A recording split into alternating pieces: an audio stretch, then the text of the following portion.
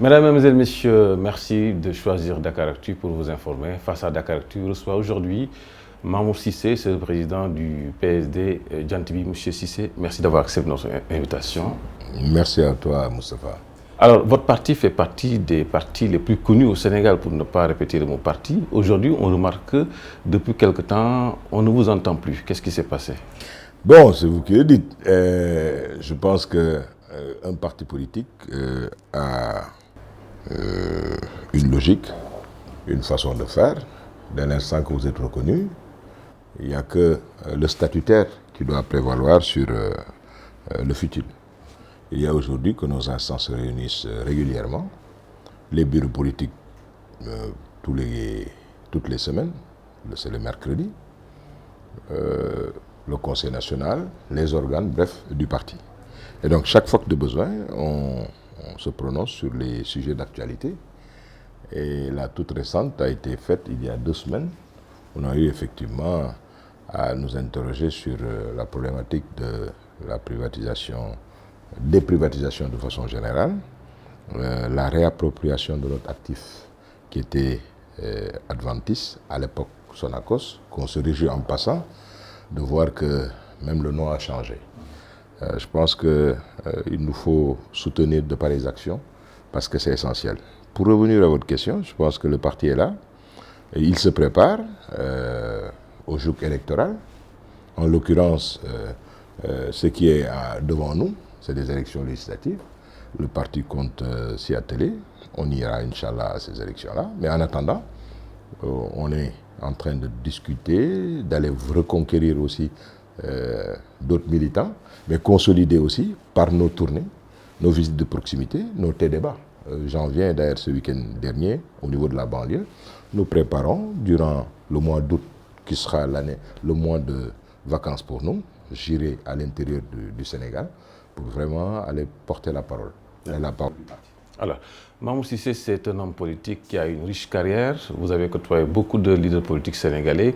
Aujourd'hui, votre parti, il est complètement à droite, complètement à gauche ou au centre? Nous sommes au centre. Nous sommes un parti social-démocrate. Nous croyons à l'efficacité, mais aussi à la justice sociale et à la solidarité. Efficacité économique, c'est la raison pour laquelle moi-même, je suis un homme d'entreprise, mais je crois que, et c'est ça ma conviction, quand l'entreprise crée de la richesse, quand l'entreprise gagne de l'argent, il faut que ça se reflète au niveau, d'abord, des principaux concernés, c'est-à-dire les agents économiques que sont les ménages, donc les employés, l'administration, et effectivement rémunérer le profit. Donc nous sommes au centre, c'est-à-dire à équidistance entre ce socialisme qui a montré ses limites à tout point de vue et le libéralisme sauvage. Je pense qu'il y a une médiane. C'est celle que nous explorons et qui consiste à la prise en charge par des problèmes des Sénégalais, des populations sénégalaises. Voilà donc la médiane que nous explorons avec Guy. Et par rapport au régime Sall, est-ce que le PSD Djantibi peut être considéré comme un parti de contribution? Non, je ne pense pas. Un parti de contribution, j'en doute. Nous sommes nous dans l'opposition, mais comme on dit, une opposition responsable. Quand des actes sont posés, je pense qu'il ne sert à rien d'être nihiliste. Regardez ce qui s'est passé sur le rond-point de l'émergence, ancien rond-point de Sénégal 92. Je fais partie de ceux que ça a dérangé, parce que pour quitter là où je travaille, pour aller chez moi, des fois c'était la croix et la bannière.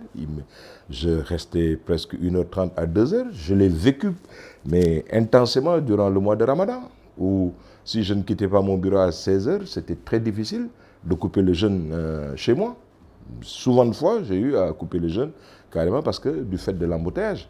Aujourd'hui, grand bien nous fasse, c'est ouvert, on a décongestionné cela, mais c'est une excellente chose. Ce n'est pas fini, mais dès qu'elle va finir, parce qu'ils sont au détail, mais c'est une excellente chose. Je vais pas, moi, si être dans l'opposition, c'est voir cela comme ça et dire que ça n'existe pas, c'est de l'illusion d'optique. Moi, je ne suis pas dans cette dynamique. Mais en même temps, si les autorités posent d'autres actes, j'ai le courage quand même de le dénoncer parce que je ne le partage pas. Regardez aujourd'hui ce qui se passe à l'Assemblée nationale. Nous avons l'Assemblée nationale la plus faible de l'histoire politique du Sénégal. C'est à l'image aujourd'hui de ceux qui sont là-bas. Mais la 11e législature, vous vous rendez compte? Des groupes parlementaires, ce que ça valait. Cette législature-là avait cette capacité de pouvoir faire face à n'importe quel gouvernement. Aujourd'hui, on voit et on constate plus d'invectives, des insultes à l'Assemblée nationale qu'autre chose. Le débat est très pauvre. Mais ça se reflète aujourd'hui sur la vie de la société. Les Sénégalais ne sont pas très bien défendus. Ça me désole. Donc, j'ai des convictions fortes. J'extériorise mes amitiés. Elles sont fortes. Mais cela n'empêche pas que s'il faut dire non, j'ai le courage de dire non. Donc je ne suis de parti de contribution de personne. Parmi vos amis, on peut compter le président Macky Sall? Absolument. Tout à fait. Nous avons cheminé ensemble, ça c'est à titre personnel, individuel. Il a eu d'ailleurs, c'était en face, on l'a reçu ici devant notre siège, et il a eu à utiliser des mots qui sont, que j'entends tous encore. Mamour Cissé est un homme de principe. Quand il dit oui, c'est oui, quand il dit non, c'est non. Ça, je ne peux pas ne pas être sensible à ces propos-là. Il m'a toujours manifesté son amitié, chaque fois que besoin.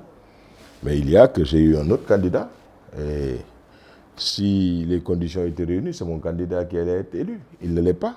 C'est aujourd'hui lui qui est à la tête de ce pays. Mais en tant que bon croyant et peu musulman, mais je le partage, je le soutiens et je suis d'accord. Parce que, comme on dit en Wolof, mais Ngour yalla moko joxe. C'est-à-dire, il faut qu'on arrête nos égos-là. Moi, je ne suis pas un coq mégalomane. Il y a aujourd'hui que c'est Macky Sall qui a la tête de ce pays. Je suis dans le bateau, donc vivement que ce bateau soit à bon port. Mais dès l'instant qu'on partage les mêmes ambitions, ou on a des ambitions pour le Sénégal, ces ambitions peuvent être divergentes. J'ai les ambitions de diriger le pays. Il est aujourd'hui le président de la République du Sénégal, mais ce n'est pas pour autant que, parce que je veux diriger le pays, que chaque fois qu'il posera des actes qui soient des actes salutaires pour le pays, que je ne le dise pas. Le PUDC est une réalité. Le Puma est une très bonne chose pour délocaliser et permettre en urgence de désenclaver des contrées qui en ont grandement besoin. Aujourd'hui, personne ne peut mettre des industries à l'intérieur du pays, à 670 km du Sénégal. On ne peut pas, parce qu'on risque d'avoir des problèmes d'efficacité, de coût de revient, parce que le marché est à Dakar. Si aujourd'hui on peut désenclaver et permettre à des entités comme Mandat Douane, qu'on puisse aller y chercher des noix d'acajou en temps réel pour qu'ils soient à bon port en moins de 4 heures de temps, c'est une excellente chose. Donc, quand des actes sont posés, il faut le dire. Au contraire, tu sais le bok, nangu, que le droit à la différence, c'est ce qui se fait. Alors, le président de la République est à la tête de ce pays depuis quelques années. Pensez-vous qu'il a été à la hauteur des attentes des Sénégalais? Mais les Sénégalais auront à juger. Il y a, comme je l'ai dit, une échéance qui s'approche, c'est l'échéance de 2017 et ensuite 2019. Si les Sénégalais y trouvent leur compte, bon, ils vont l'extérioriser, ils vont le manifester.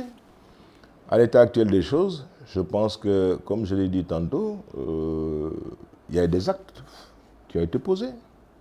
Moi, je fais partie de ceux qui ont salué la libération de Karim Wade. C'est un acte. Reconnaître l'erreur est humaine, encore moins la faute. On l'a embarqué dans une dynamique de guerrière, la CREI, qui a eu une juridiction unique, une juridiction d'exception, alors qu'on avait des cours qui pouvaient juger de tout problème de droit. On n'a pas jugé utile de le faire. Des faucons l'ont dit que oui, mais il y avait 3 000 milliards que vous pouviez récupérer. Un chef de parti, des avocats de l'État, parce que simplement derrière, il y avait une rente. Et cette rente diabolique-là a posé des problèmes. Aujourd'hui, sur le processus de création de la CREI à aujourd'hui, qui en a réellement bénéficié? Moi, je trouve que c'est les avocats de l'État qui ont gagné énormément d'argent, et peut-être même plus que ce qu'ils ont recouvré, alors qu'il y avait des juridictions. Mais d'autres actes qui sont posés. Quand il a interdit la mendicité des talibés, je fais partie, avec mon parti, nous l'avons salué. On a dit qu'il ne fallait pas qu'il revienne. Mais il faut que le président de la République puisse tenir. Mais c'est des actes extrêmement forts et c'est là où on attend Macky Sall, le président Macky Sall. Sur les réformes, il faut qu'il aille jusqu'au bout de cette logique. Regardez ce qui s'est passé sur la réforme du système de l'enseignement supérieur. C'était une initiative heureuse, mais j'ai comme l'impression que ça ne marche plus ou ça n'avance plus. Je suis désolé. Mais comment peut-on aujourd'hui ne pas réformer le système universitaire? Quel type d'étudiants nous avons besoin? Moi, je suis un homme d'entreprise, je suis un industriel. Moi, j'ai besoin d'avoir à l'université des jeunes qui sortent, qui soient aptes aujourd'hui à travailler aussitôt. Dans le cadre de ma structure, j'ai envoyé des correspondances à toutes les écoles de commerce du Sénégal, enseignement supérieur. Il n'y a un seul institut, Subdeco, qui m'a répondu. Tout le reste, je leur proposais des stages pour les étudiants, je n'en trouve pas. Mais il y a aujourd'hui une technicité extraordinaire que les entreprises ont besoin. Sur la chaudronnerie, sur la soudure de précision des inox. On ne l'a pas, il n'y a même pas d'entité pour prendre en charge cela. Est-ce que la logique ne serait pas que l'ANPEJ puisse être en collaboration avec des structures comme l'association des ouvriers du Sénégal pour permettre quand même à ces jeunes-là d'être formés? Le dispositif qui est au niveau de l'ANPEJ a la possibilité de signer des conventions avec ces associations pour donner un contenu, mais pratique, à ces étudiants. L'université aujourd'hui doit être un creuset où le stage en entreprise doit être obligatoire. Donc, moi, j'attendais le président Macky Sall sur ces réformes-là. Donc, de ce point de vue, je reste quelque part sur ma faim. Mais sur d'autres, il y a eu des réalisations. D'accord. Nous recevons Mamour Cissé, c'est le président du PSD Djantibi. Nous parlerons d'économie en fin d'émission, M. Cissé. Pour en revenir à l'actualité qui n'est pas très lointaine, c'est la libération de Karim Wade. Pensez-vous, comme Idrissa Seck, qu'il y a eu un deal international pour libérer le fils de Wade? Bon, comme je le dis, je suis très mal placé, des fois même gêné de parler d'autres responsables de partis politiques. Il y a que c'est Idrissa Seck, c'est Idrissa Seck, Mamour Cissé, c'est Mamour Cissé. Je peux respecter son point de vue, mais je ne le partage pas. Parce que le musulman que je suis, et aussi par rapport au contexte où cette chose s'est faite, cette libération-là, durant un mois béni, le mois béni de Ramadan, où on nous dit que dans notre mythologie et même dans nos croyances en tant que musulmans, que le Dieu fermait carrément l'enfer. Parce que simplement, c'est un mois de pardon, un mois de gratitude. Je ne peux pas comprendre qu'on... Bon, lui, c'est lui, comme encore je le dis, le président de la République a usé d'un droit que lui confère la Constitution pour juger de la pertinence de gracier ou de ne pas gracier. Et quand il le faisait, il y a eu deux personnes, et pas des moindres, qui ont eu à dire que oui, c'est du deux poids, deux mesures, parce que le Sénégalais lambda ne bénéficie pas de ces grâces-là. Non, je dis, arrêtons. Depuis qu'il est à la tête de ce pays, monsieur le président Macky Sall a gracié plus de 7000 personnes. Et c'était des Sénégalais lambda. Donc, à plus forte raison qu'il est jugé, surtout que quand même les gens sont partagés. Et l'essentiel, aujourd'hui, la majorité des Sénégalais était pour effectivement cette grâce-là. Elle s'est faite. Mais c'est derrière nous, avançons. Mais par contre, pour qu'on fasse de l'audit des biens publics, je trouve que c'est une excellente démarche et ça ne doit pas s'estomper. S'il n'y a pas de sanctions positives ou négatives dans un pays, cela pose des problèmes. Y aura-t-il pas un coup de frein avec la non-reconduction de Nafi Ngom Keïta qui a, somme toute, fait d'excellents résultats? Bon, mais je vais vous dire une chose, celle qui a été aussi élue à la tête de cette structure-là est une dame de fer aussi. Une femme très pieuse, mais extrêmement rigoureuse. Je l'ai connue quand j'étais député de l'UEMOA aussi. Mais une femme d'exception, une femme qui a beaucoup de classe et qui sait ce qu'elle fait. Maintenant, les gens épiloguent sur la pertinence du limogeage de Nafi Ngom Keïta. J'ai entendu hier un constitutionnaliste, et pas des moindres, Jacques Mariel Zouanke, dire que La dame devait continuer jusqu'en 2017. Ben, je pense que c'est des Sénégalais. Hein, et s'ils se sentent lésés, les juridictions sont là. Elle n'a qu'à saisir la chambre qu'il faut pour aller se battre. C'est dès l'instant qu'elle trouve que ce n'est pas logique. Par contre, si elle juge qu'elle doit transcender tout cela, je respecterai son point de vue. Mais pour revenir vraiment à l'affaire Karim Wade, c'est une chose qui est derrière nous. Essayons aujourd'hui d'avoir des juridictions pour prendre en charge la totalité des préoccupations des Sénégalais. Le détournement est une chose impensable dans un pays sous-développé. Pour autant, effectivement, qu'on ait les preuves et des preuves palpables. Dans le cas échéant, mais le doute doit profiter à l'accusé. Ça, c'est un principe élémentaire de droit. Alors, une autre décision que le président Macky Sall a prise récemment, c'est la mise à terme de la mendicité dans les rues. Des enfants ont été raflés, des personnes handicapées mises en prison et relâchées. Ne pensez-vous pas que votre ami le président Macky Sall est en train de virer réellement vers la dérive? Ce serait vraiment dommage que cela se passe comme vous le décrivez.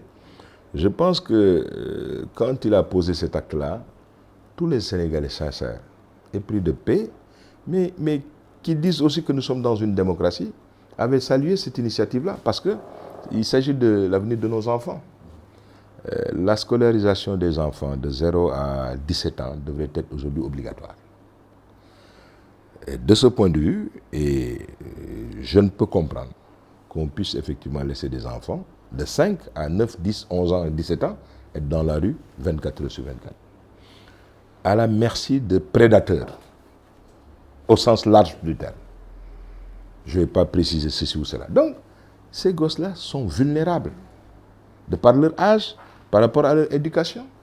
Qu'on les laisse en pâture comme ça pour que simplement le mercantilisme, le fait qu'il faut entretenir 2 pelés et 3 tondus qui se réclament de Dieu, je trouve que c'est inadmissible.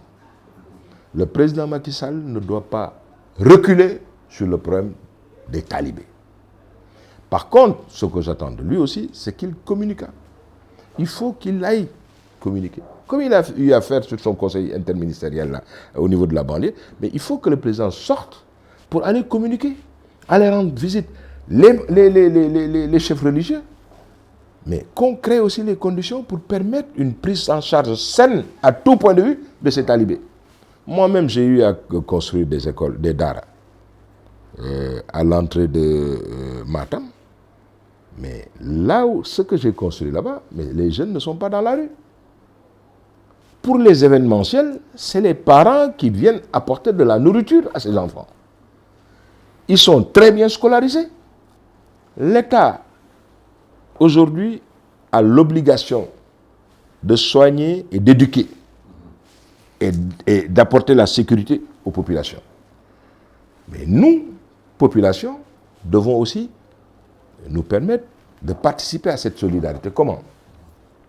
Le musulman que je suis, au sortir du mois de Ramadan, ce mois béni, notre religion nous impose 2 choses, 2 actes dans ce mois de Ramadan.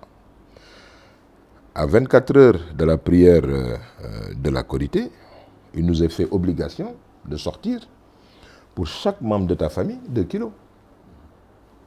Sans compter le zakat, qui est obligatoire, que tu dois sortir parce que tu as laissé ici 365 jours de l'argent en coffre, ou tu l'as en bétail, ou tu l'as en bien, que sais-je. Il t'est fait obligation, de par ta religion, de contribuer à la zakat.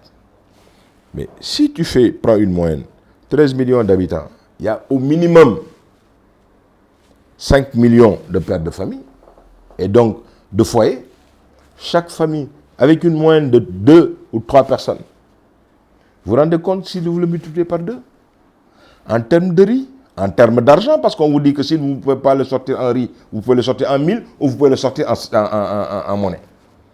Si on avait aujourd'hui la confiance de pouvoir capter ou de restituer la totalité de cette zakat dans le cadre d'une institution qui allait être gérée par les forces de défense et sécurité, l'Assemblée nationale, des militaires, des gendarmes, la société civile, les enseignants, la Ouma, les imams, des gens crédibles, parce que simplement leurs semblables, leurs voisins ont eu à dire que dans ce quartier-là, en toute bonne foi, les HLM 1, nous avons M. Moustapha Diop qui est aujourd'hui irréprochable et au-dessus de toute soupçon.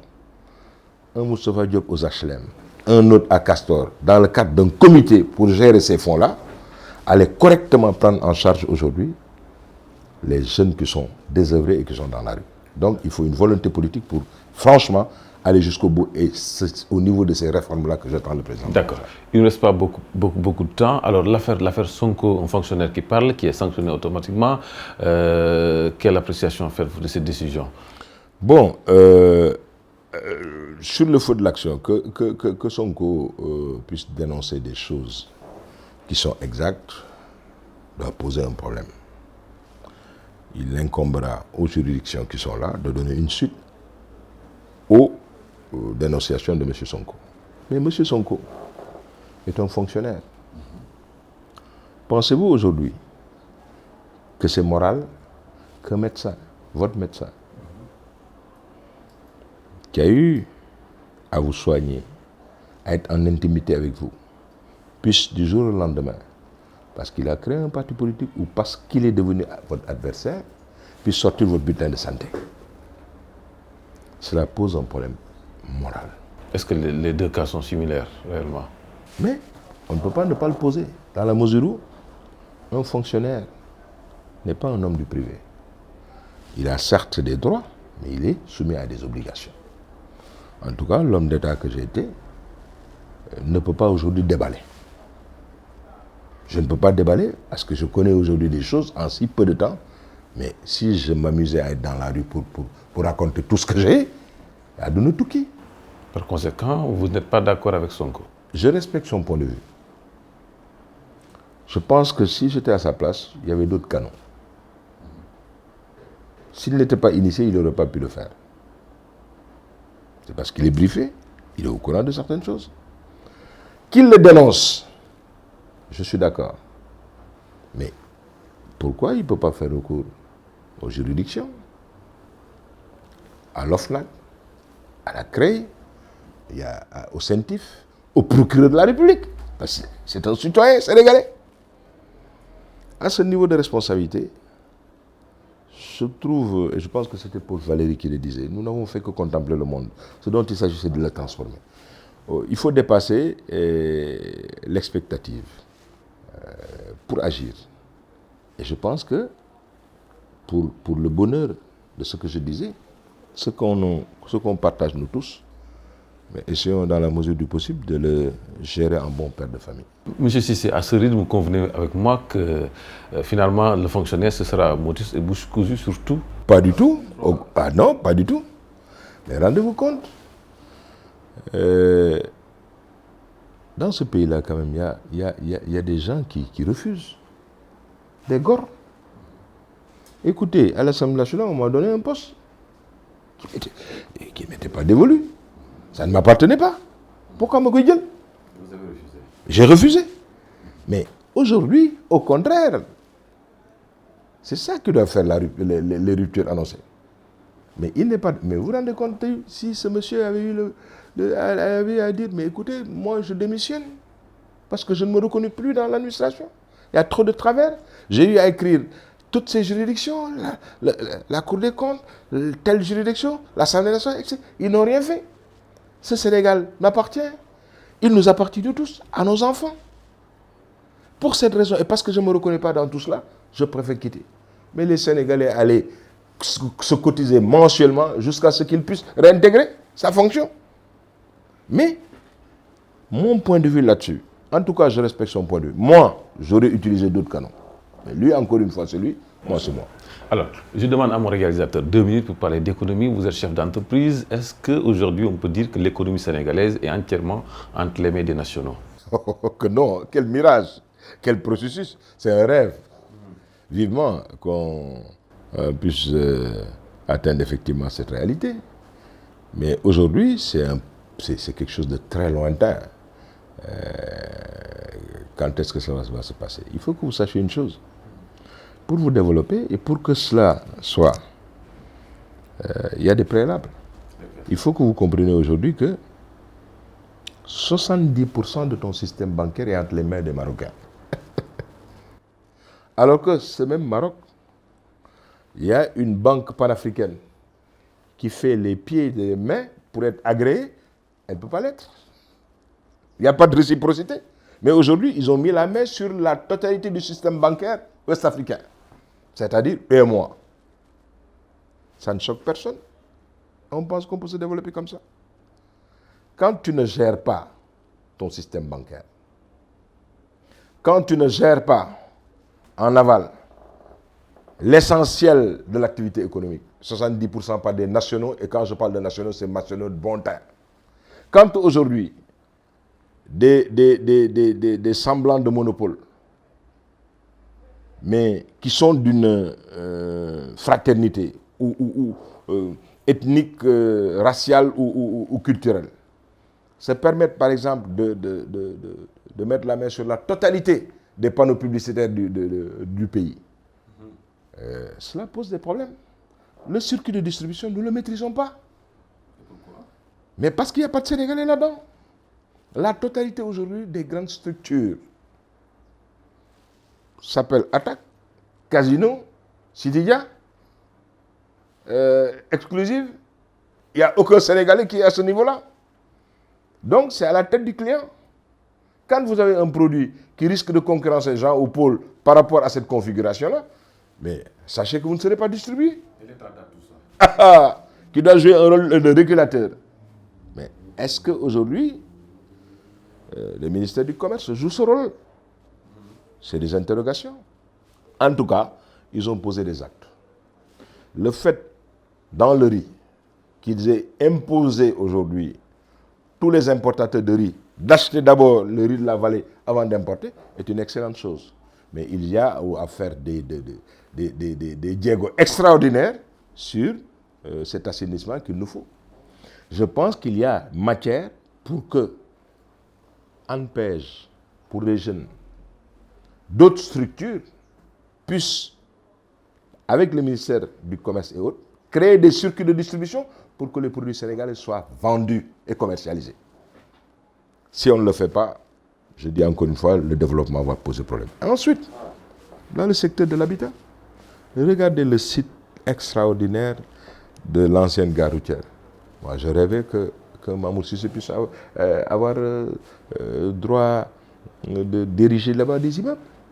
On a une expertise pour faire des immeubles. Mais qu'on ait donné un projet pareil à des étrangers me pose problème. Réumi, kenn du ko développer loolu doomu Réumi. Doomu Réumi ñoo ko mën defar. La preuve, Mauritanie bi à 2 pas mënoo fa yëngal dara te Mauritaniens yi moomuñu ko. Ils l'ont fait d'ailleurs à un architecte sénégalais. Ils l'ont fait venir, ils l'ont fait miroiter des choses. Il leur a tout donné. Quand il a tout donné, mais ils ont préféré donner ça à un Marocain, à un Mauritanien. C'est-à-dire, ce nationalisme-là, si tu ne l'as pas de bon aloi, si tu ne l'as pas, tu ne peux pas développer le pays. Mais regardez notre littoral, la corniche. Moi, je n'ai pas d'hôtel dans la corniche. Alors que cette corniche nous appartient nous tous. Mais dès l'instant que cette situation-là, elle est constatée, mais il faut corriger. Comment? Et c'est l'État qui doit le faire nécessairement. C'est l'État qui doit le faire. L'État du Sénégal doit aujourd'hui contraindre ceux qui sont là-bas et qui ont eu, par des micmacs ou par A ou B, puissent bénéficier de ce littoral-là en y créant aujourd'hui de la richesse. L'État doit leur imposer que 50 ou 45% de leur capital soit détenu par la Caisse de dépôt et consignation pour nous permettre de faire des compenses sur l'habitat, de progresser sur l'habitat, de prendre en charge aujourd'hui les talibés. Parce qu'on va pouvoir gagner de l'argent et cet argent nous permettait de pouvoir mettre ces talibés dans d'excellentes conditions. c'est la fin de l'émission. Vous n'avez pas parlé de cela avec le président Macky Sall, qui est votre ami. Qu'attendez-vous pour le faire? Mais non, non, mais il se trouve que mais le président Macky Sall, moi je l'ai vu peut-être une fois depuis qu'il est élu. Non, c'est pas ça le problème. Il est dans un camp, moi je suis dans un autre camp. Mais cette amitié-là, c'est une chose, mais il y a effectivement que je n'ai pas la possibilité de voir Macky Sall chaque fois que j'ai besoin de le voir. C'est un ami, ça je l'ai dit, c'est par convenance, mais on est resté 4 ans sans se voir, donc c'est pas ça le problème. Moi je parle pour le Sénégal, quoi. Merci quand même de nous avoir acceptés. Merci Moustapha, merci Moustapha. C'est la fin de Face à Dakaractu. Merci, au revoir.